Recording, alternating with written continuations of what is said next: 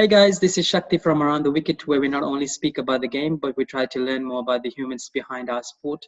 Now, Cricket Australia, since I can ever remember, have been blessed with great fast bowling.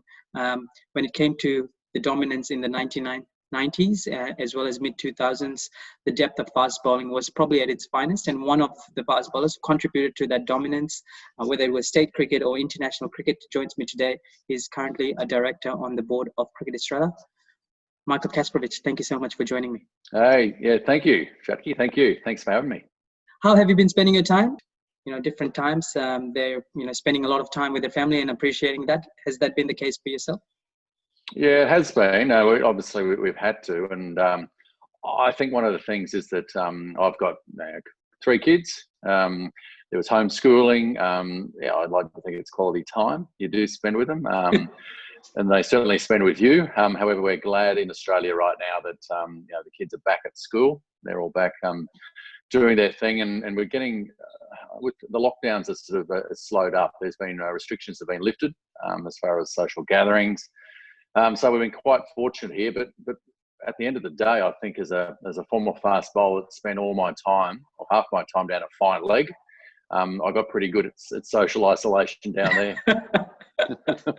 But you grew up in Queensland. You came through the system. Tell us about how that was. Yeah, well, I was 17 years old when I was first selected to play cricket for Queensland. I think I was the 5th youngest to have played cricket for Queensland. I was actually at high school, and it was really, I suppose, an extraordinary positional situation to be in, where all of a sudden I'm in a dressing room with Alan Border and Carl Rackerman and Craig McDermott and all these icons. To me, I think probably 2 or 3 earlier, I still had an Alan Border poster up in my bedroom.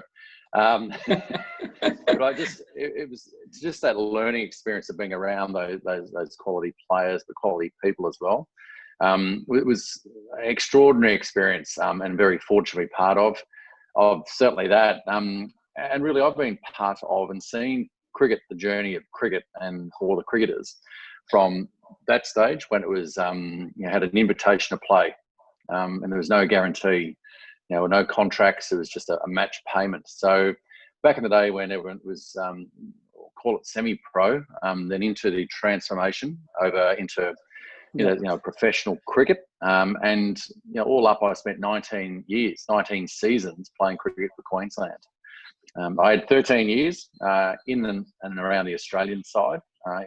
I think it was 13 times that I was actually dropped or selected in and out of that side in that period of time, which I really reckon gave me an exceptionally unique experience, but unique perspective of the Australian cricket team. And I'm not sure about yourself, but maybe some of our guests in the show who might even have children will appreciate that when you're around them every single day, as we have been through this whole lockdown period, you don't notice change. But if you are and then you go away for a week or 2, especially when they're younger, you come home and you notice change. You notice change in your kids. And I think that's, for me, coming in and out of that Australian side for that long period of time, just got to see the transformation of it as a team through that, obviously leading into a successful period and then to where we are today. Yeah. Do you still remember your state debut against Western Australia? I do. I was, as I said, it was, all supposed to be a dream come true. My debut at the Gabba here in Brisbane, just down the road from from the school I went to. Actually, it was caught the bus to training in my school uniform. It was. Anyway, you go to training, but that debut, you've got in your mind, you think there's the fairy tale, where I'm going to score 100, on debut, and I'm going to get 5 wickets and possibly even a hat trick. Let's dream that big. I got a first ball duck in my first innings, and I didn't get a wicket in that in the game. So it's not always a fairy tale, but we managed to hang around for a bit longer afterwards. Yep, and state cricket at that time was incredibly strong. When you were coming up, did you have a certain figurehead that you looked up to? And do you feel that state cricket is any different currently? Yeah, it is a little bit different. I think professionalism has sort of changed that for us. In that what it's done, I suppose people. Well, the world's changed in many ways. Professionals got more time to get stuck in, to actually do the job, to train. And there's those expectations. I think when we were non-professional in those days where people worked, it was it's coming together, and it was interesting. I think the thing was, even professional players today, they're getting paid to train. Playing cricket for fun on the weekend, obviously you have to perform in your matches, but it's just like everyone else, and it's just the amount of time you actually can spend on improving your game. Without a doubt, everyone's fitter, faster, stronger, and all that because they have the ability to do that. And certainly, as a former player, you don't want to sort of sound like it. In our day, it was better, but it was different. It was certainly just different the way that we had it. So there was plenty of people for me to look up to. We had, Craig McDermott was back in the Queensland team when I started, and it was on the fringe of the Australian side. He was coming back and forth. We had a great bunch of fast bowlers, and I think as a group, you learn from your peers, you learn from your mates. But it was pretty handy having a guy like Carl Rahul, who was, I like to think, almost like the godfather of fast bowling, certainly in Queensland. As a senior statesman, but also just someone that was so giving with his time, and something that I certainly learnt and look to do exactly the same thing through all my time as a senior player. Is there anything that you would like to see in your time come into state cricket, currently? Look, I think there's a lot of pressure. Money brings pressure on players. And I just know, and I keep telling my 13-year-old son when he's playing his sport, is that all pressure does is get you to doubt your skills. And the best way to deal with that is having fun. Trick your mind into having fun. And it diffuses any sort of pressure that you might sort of find yourself or feel yourself under. I think if you can replace it, I know it's easy from the sideline to say that, but just replacing and getting more fun out the field. Yep. Now, you spent some time before you made your Test debut in England, in UK, for Essex. How important was that period to develop some confidence and establish yourself as a quality fast bowler? Well, I was 22, and the opportunity to look overseas, and a lot of mates were going and playing league cricket up in England. But through Alan Border, made a recommendation to Graham Gooch, because Alan Border played for Essex. I think Gucci just sussed him out, said, "Oh, look, we're looking for a young fast bowler who can get plenty of overs out of." And he said, "Well, here's Kasper. Have a go at him." So I was 22. It was 1994, which exposes my age. And it was one of those great experiences of just getting, in a whole another country, new conditions. And I think that was the beauty of it. The beauty for me was to learning, which I think is the key to cricket, certainly at Test cricket, but learning to adjust your skills to suit the conditions or the situation in a game. And certainly when you're playing in the different conditions, like the UK, which is so different from Australia, as are India, and going there, just finding a way to have impact as a bowler, but also being able to, if you've got to bowl tight, is all part of the cricket journey. You made your Test debut not long after that, in '96 against the West Indies. Can you tell us more about that day? Yeah, once again, followed the fairy tale. Here's my Test debut, the baggy green. Here's an opportunity to live my dream by going out to the Gabba and making that debut. I didn't get a wicket in that debut, but also too, I got a couple of runs. But even just going out to bat, you're feeling obviously nervous. I think we batted first, was going to bat, and I took centre. And Ian Bishop was he was bowling around the wicket with short leg gully. It was fine leg, and about every other person on the field was in the slip cord. And so I sort of look around and think, okay, if this is Test cricket, then we're going to love it. So yeah. When it comes to preparation, things have changed when it comes to preparation in professional sports, not just cricket. During your times, how did you prepare firstly, and did you place much importance in terms of the technical sides as you did with the tactical and skill side? Well, you do, absolutely. You want to be physically feeling good, but mentally in feeling, in the right space, feeling confident going into the game, that your preparation's been great, that you're physically you're feeling great. But I think the headspace is possibly the most important. You take the physical side for granted, certainly over a longer form of the game. But if your preparation in your practice and you're able to execute your skills, if you've got that headspace of being right to just to sort it out, to get out there and do it, that's what you need. I think Dennis Lilly, he's famously said, when he started playing cricket, he thought it was 90% physical, 10% mental. And by the time he finished, he talked about 10% physical and 90% mental, which is absolutely the case. Now, a couple of test matches that I have to mention, Michael. Unfortunately, Australia came, on the wrong end of it. First one was in 2001 in Kolkata, the famous Eden Gardens Test. I still remember coming home from school, turning on the ABC grandstand radio and listening ball by ball commentary. What was that test match like? And can you tell us, coming up against Rahul, Dravid and BVS Laxman in that form? It was extraordinary because Australia had actually won 16 test matches straight. Yeah. We had beaten India in the first test within 3 days. So we've got momentum, and not in an overconfident way, but certainly when you're winning 16 consecutive test matches and India within 3 days, in Chennai, I think, put you in a position where we're right on top. So after our first innings lead, we decided not to enforce the follow-on. I think it must have been 220 runs or whatever lead we had. I think Australia made 440 and India were 170 or something in the second innings. Yeah, so we had plenty, and we had just momentum. Threw India back in, and India went into stumps that day, having lost 3 wickets.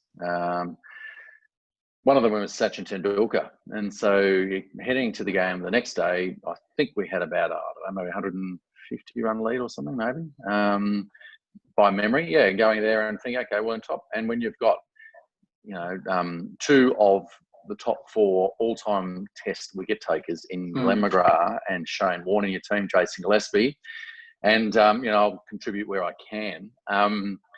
You're pretty, like I said, you're allowed to be confident. You have to be confident around that. And we went out, and it was the most extraordinary day. There must have been a few times there were appeals or whatever it turned out, but I really can't recall a chance. There wasn't I don't think there was a drop catch, or there was or too many near moments where, and I think for India to come back and not only get the runs, but then to win the game of cricket, it had to take an extraordinary effort. And that was the amazing thing, with BBS and Rahul, certainly just managed to do that, managed to graft their way through. But even from a player's point of view, when you come off at each break or drinks break, or you sit around, you look around, just let's keep do our thing, do our job, and you kept doing it, but it just didn't have an impact. It was extraordinary. Second test match that I'm talking about is the 2005 Edgbaston Test, and you were there in the final wickets. 3 runs needed, unfortunately given out. Ball touched the hand that wasn't holding the bat. Did you know at that time that you were not out? Oh, look, it was all pretty messy, but at the time, no, with the emotion and people running and scrambling, and the umpire's finger up, you're out. It doesn't matter if you don't think you're out, you're out. But it was that another one extraordinary, and even going out there to bat with Brett. I think Shane Warne just stepped back on his stumps, nipped it. Then I think I went out there with Brett without, what was there, about 50 odd runs, I think, or we had to fight. Anyway, going out there to bat with him, and one of the things I said, we walked out there, and obviously there's plenty of noise. The English crowd, the Edgbaston crowd was quite loud, but we thought, well, let's have fun. We know they're going to go and try and go nose or toes. They'll send it short or try to hit the stumps. and just manage to try and just survive and just have fun while we do it. Once again, it takes a bit of pressure off or diffuses it to a degree. And I say that because when you're batting, you are in some sort of control. You're watching the ball, you're dealing with it. The harrowing part is when you're off the field, and if you're not batting, you've got no control, and you're sitting there obviously watching. But that was I guess the result was certainly unfortunate for us. But the fact that whole Test series was virtually down to it was like the fifth Test. The fifth Test, we had, I think we could almost sort of salvage a draw at some stage, through that period. It was just an extraordinary set of 5 matches, and that just sort of at different stages. And I think I've had people come and say that was the best series ever. Because it was almost like in the last minute or extra time, and you just didn't quite get there. So obviously, as harsh as that is, and from a player's point of view, but that was it. And being part of it, it's quite funny actually. I had an Indian guy actually come up to me when I was in Delhi once at a hotel, and actually say to me, he said, "Oh, Kasper, thank you for single-handedly saving Test cricket." And I said, "Oh, look, thanks very much. I appreciate that." But I had to point out that single hand he spoke about was off the bat at the time. Law 34.1 MCC laws of cricket. But beside that point, I said, "Oh, thank you, but why do you say that? I've single-handedly saved Test cricket." He said, "Well, if you and Brett scored those runs, then you would have gone on and won the series, and then Test cricket would be dead." I said, "Oh, well, okay." And I sort of thought about it. I thought, okay, well, that's great. If I was the guy who single-handedly saved Test cricket, you'll take it. Knowing that the English players all got MBEs, I think they were given, including the bus driver. We had, I think there's a video that went out. There was, the greatest Test series ever or Test match ever, and 11,000 copies. Junior participation went up in both countries by 20-30%. Amazing. And if I was the guy that was single-handedly responsible, what do you think happened to me? You should be knighted, man. I got dropped. So I'd like to think you've got to give back to the game what the game gave you. So I've given the game plenty. I'm just waiting for the other side. A good sacrifice. Well, just call me a team man. I don't know. Yeah, that's right. You grew up, playing on fast, bouncy wickets of the Gabba, but you were known for your skills on subcontinental pitches, and you touched upon that. How you adapted and honed your skills on it. Tell us about the process. Like, when did you decide, okay, I need to change something to be effective in those conditions? 1998 tour to India when we went over. Beside the fact I lost about nearly 10 kilos of body weight in 3 weeks, it was easily the most challenging thing I've ever done. Physically, playing on those wickets against, on those conditions in the heat was something so extraordinary. I did learn by the end of the series to reverse swing, keeping the ball dry. Rough side especially, keeping that really bone dry, was helping the balls to reverse swing and using those skills. So that was 98. I went over to England in Leicestershire in 99. Following that, and sort of saved slower wickets and sort of kept working your skills, adjusting to different conditions. Yeah. But I know when we went over to India in 2001, same thing. I like to think developed an understanding of of adapting my style, my deliveries, and being able to reverse swing it, change of pace with cutters, to adapt to those conditions. And I think for me, that was one of the things that I pride myself on. That was ability to adapt. Yeah.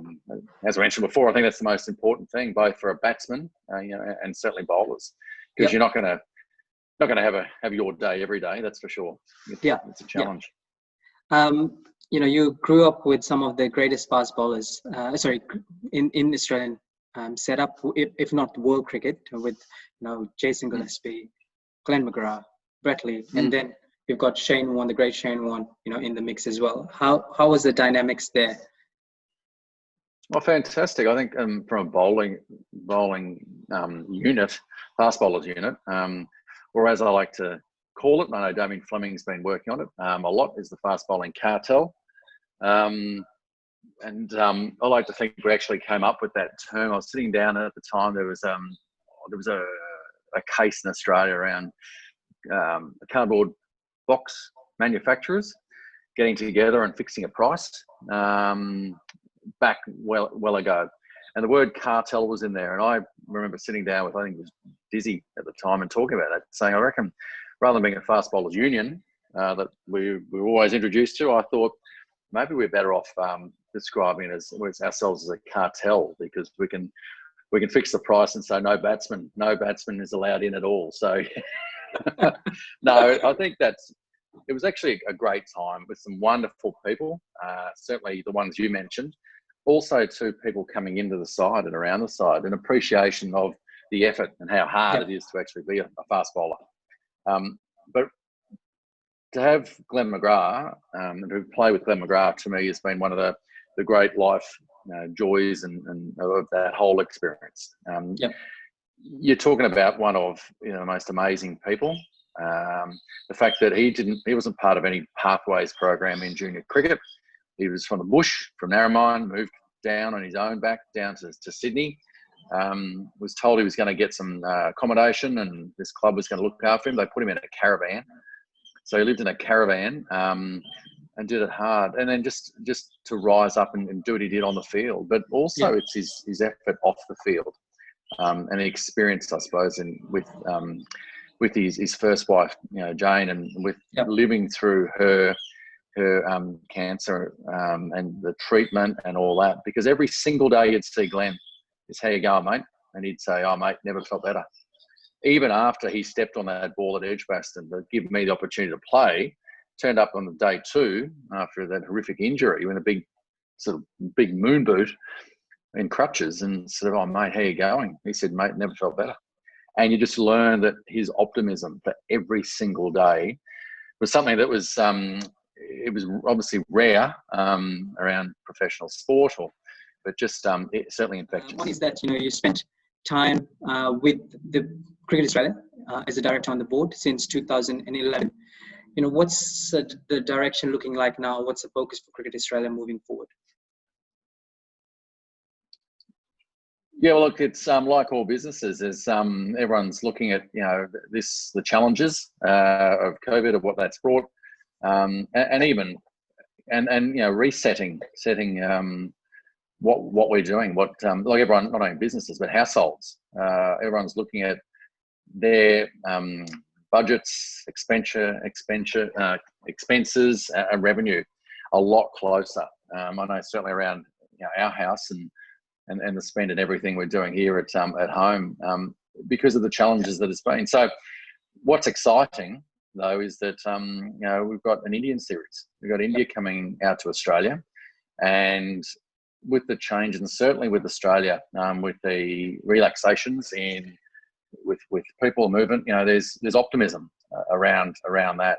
I know I understand there's been some positivity around India, and from an India perspective, wanting to come out to Australia. But there's plenty of challenges until we sort of know, get really firm understanding around people movement, borders, all that. So it's like everything. There's plenty of challenges, and it's just at the moment when you really want to pull tight and get the team together and all work really tight and work hard at getting through this. You'll see that the community, I think community cricket, and the way that people in the volunteers, people are dying to get out and play cricket, play any sport at the moment, and so there'll be a real big focus on that and that engagement, and certainly support into the community. Absolutely, we're all looking forward to the India series if it goes ahead. Michael, just some rapid fire questions. Let's make this very, very quick. Your current favorite cricketer? I actually like Josh Hazlewood. Oh, and Pat Cummins, all the young fast bowlers coming through the Australian team, no surprise. Yep. I think it's really exciting seeing them. I've picked on two right-hand bowlers. Mitchell Stark's pretty cool too, but we've got some other young fast bowlers in Australia coming through right now. That really, excite me a lot. And from an Indian point of view, I think I love Bumrah. Yeah. The fact that he's got this action that's different and skills are unbelievable. I'm loving the fact that, something from outside the square as far as his action, I guess from a coaching point of view, hasn't been coached out of him and then been able to encourage to go forward with something, and he's delivering. Excellent. Who was the most competitive cricketer you've come across in your playing days? I think Matthew Hayden was one. I spent all my junior cricket with Matthew, so I've seen him real close for a long period of time. His preparation, I suppose, his time. He went to another level as far as his game, about what was important to him, and almost to the to blow anyone else. It's like being, well, I need this, and that's the tunnel vision to get where he was pretty great. But look, competitive. I think that's the beautiful part about the sport at the top level. Everyone's competitive. Yeah. Who's the toughest batsman you faced?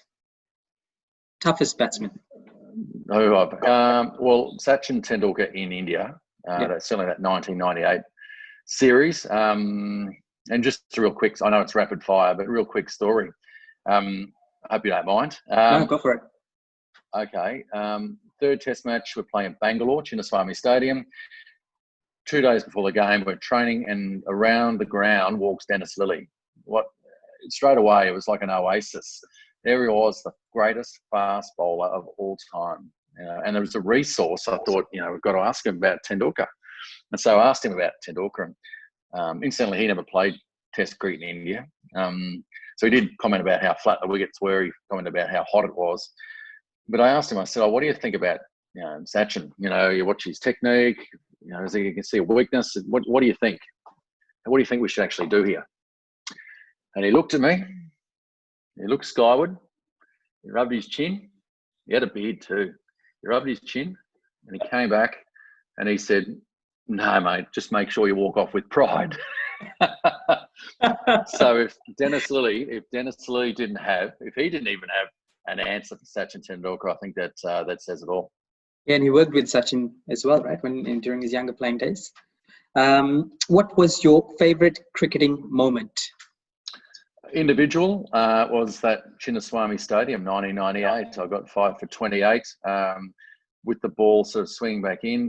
Got Sachin out, caught and bowled, Azrid in, and then we went through the tail. And Australia went on to win that test match, chasing down 100 plus runs to win. Sitting back in the chair after losing that, nearly 10 kilos in the previous sort of month or so, was one of those moments from an individual point of view was the most satisfying moment. I'm playing for Australia.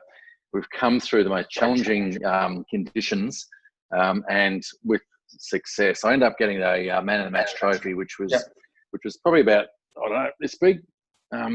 Wasn't a motorbike that they seem to get these days, but getting that thing back into Australia through the car, the luggage hold up top, it was interesting. But I think that was part of it. And from a team point of view, most rewarding was going to India and beating India in the first time for 30 plus years in 2004 with McGrath, Gillespie, Warne, and being involved in Gilchrist, but from a bowling unit that had been there in 2001 and not succeeded, not won, we adjusted some things, but we absolutely delivered, executed our plan perfectly. Excellent. And your favourite pastime habit? I've got intentions to learn to play guitar. I've only been intending to learn the guitar for about 30 years. So it's disappointing that's not the case. I do love music. It's not Brett Lee. No, well, I'm not sure I'm actually up to sing or star in a Bollywood film at all. So I've spoken to some Indian friends and they say, look, Kasper, you could do better than Brett. He wasn't good at all. But anyway, but don't tell him. Don't tell Binger. No. I won't. I thought he was good. I think that's even just through now. We're through COVID and the isolation pieces. It's as I said, it's a chance to not only for businesses to reset, but also from a personal point of view, it's sort of reset. Find out you find a lot more about yourself. I finished playing cricket. Went and did an MBA. I went and studied at University of Queensland, and not wanting to do something different, not necessarily coach and commentate, which is the typical career path, I suppose, but wanting to just go out there and test things out, trying to see where I can transfer my cricket skills and learning and lessons, playing high performance, and transfer those into, if you like, not just the business of sport lessons, but let's put them into the sport of business. Excellent. And one final question, Michael. Best sledge you've ever received? That I've received. Maybe being a fast bowler, you don't necessarily get too much.